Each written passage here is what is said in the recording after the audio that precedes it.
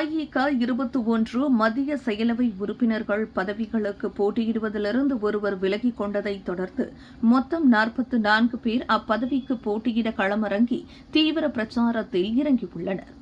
அவர்களில் Negeri Sembilan மாநிலத்தைச் சேர்ந்த முன்னாள் அதன் தேசிய இளைஞர் தலைவரும் நடப்பு தேசிய தகவல் பிரிவு தலைவருமான எண் 43 வேட்பாளர் வழக்கறிஞர் தினாலன் ராஜகோபாலுவும் ஒருவராவார்.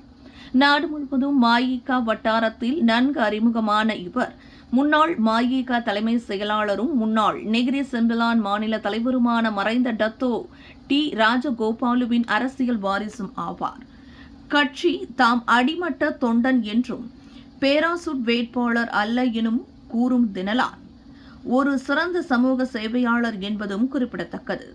இதனிடையே அப்பதவிக்கு போட்டியிடும் மற்றொரு வேட்பாளர் ஜொகூர் மாநிலத்தில் மட்டுமல்ல, மலேசிய அளவில் நன்கு அறிமுகமான பொதுநலவாதியும் அரசியல்வாதியுமான 16 எண்ணில் போட்டியிடும் ராஜன் நடராஜன் என்ற பத்மராஜன் ஆவார். மக்கள் பிரச்சினை என்றாலே அங்கு பலமாக குரலாக பத்மராஜன் குரல் ஒலிக்கும் என்பது இந்திய சமூகம் நன்கு அறியும். கட்சி தேசிய தலைமைத்துவத்தை வலுப்படுத்துவதே எங்கள் இலக்கு என்றும் எங்களுக்கு வாக்களித்து உங்கள் ஆதரவை வழங்குங்கள் என கட்சி பேராளர்களை கேட்டுக்கொண்டனர் தினாலன் மற்றும் பத்மராஜன் ஆகிய இருவரும்.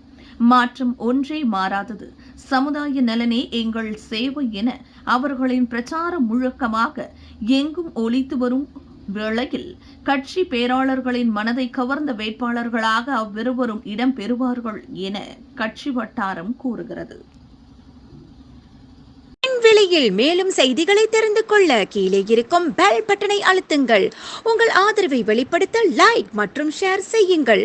தொடர்ந்து விண்வெளியுடன் உங்கள் பயணத்தை தொடர்ந்திருக்க சப்ஸ்கிரைப் செய்யுங்கள்.